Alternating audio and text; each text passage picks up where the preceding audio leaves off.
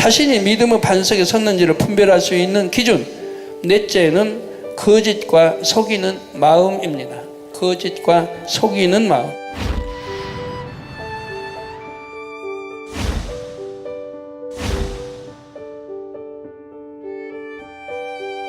영을 다른 말로 표현하면 진실이라 할 수 있습니다. 그런데 아직 거짓과 속이는 마음이 남아 있다면 당연히 영과는 거리가 멀지요. 믿음의 반석 정도 되면 이런 기본적인 악은 모양도 없어야 합니다. 감히 속인다. 진리를 조금만 안다도 속일 수 없습니다. 베드로를 속여도 성령을 속였다 해서 사망의 길로 가지 않아요. 아나니아 삽비라가. 믿음의 반석 정도 되면 이런 기본적인 악은 모양도 없어야 하고, 예를 들어 자기 유익을 위해 상대를 속이거나 거짓말을 지어낸다면 이는 믿음의 3단계와는 거리가 멉니다. 어떤 사람은 자신의 공을 드러내고자 없는 것을 있는 것으로 보고하기도 하고 실적을 보태서 보고하기도 합니다. 또는 자신에게 불리한 것은 줄이거나 없는 것처럼 보고하지요. 만약 아직도 이렇게 사람에게 보이기 위해 혹은 자신을 드러내고 공을 내세우기 위해 거짓으로 속이는 사람이 있다면 그는 영의 흐름을 거꾸로 타고 있는 것입니다.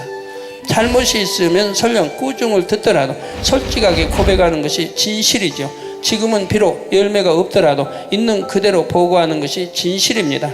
그렇지 않고 지금 당장만을 생각하여 윗사람을 속이고 교회와 목자를 속인다면 그런 사람은 하나님을 의식하지 않는 사람이지요.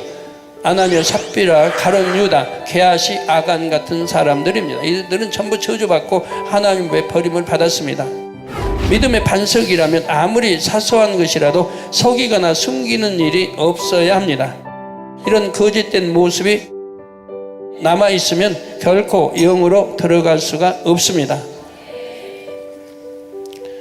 오히려 거짓이나 속이는 마음이 더 커져서 나중에는 더 큰 일도 속이는 사람이 되죠. 그리고 이렇게 속이고 넘어갔다고, 모르고 넘어갔어요. 넘어갔다고 해봐요. 또 하나님은 속일 수 없잖아요. 그러면 결국 그것이 후에 시험 환란으로 와요. 시험 환란으로. 병이 든다든가 와요. 그러면 세월이 많이 지나서 병이 들었어요. 그러면 회개를 못하는 거예요. 왜? 모르니까. 지금은 잘하고 있어요. 그러니까 왜 내가 병이 왔지? 왜 암이 왔지? 왜 뭐가 왔지? 왜 자궁문종이 왔지? 현재는 잘하고 있거든요. 그러니까 모르는 거. 근데 몇 년 전에 속이고 해서 그 죄담이 이제 오는 건데.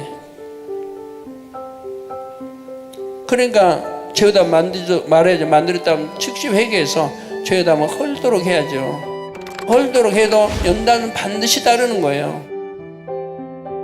사망에 이른 죄는 연단이 반드시 크게 따르고, 사망에 이른 죄가 아니어도 육체에 이른 연단이 그 크고 적기에 따라서 연단이 오는 거예요. 그러니까 여러분이 각종 질병균들이 오는 거죠. 예전에 육체에 행한 것들 때문에. 그 회개하고 돌이켰는데요. 회개하고 돌이켰으니까 용서는 받아 구원은 받지만 그 죄에 대한 대가는 반드시 받습니다. 그러니까 시험, 환란, 재앙, 또 자녀 뭐 여러 가지 문제가 생기는 거예요. 속이려는 마음, 거짓말 하거나 숨기려는 마음, 이런 마음 자체가 없어야 믿음의 반석에 설 수가 있는 것입니다.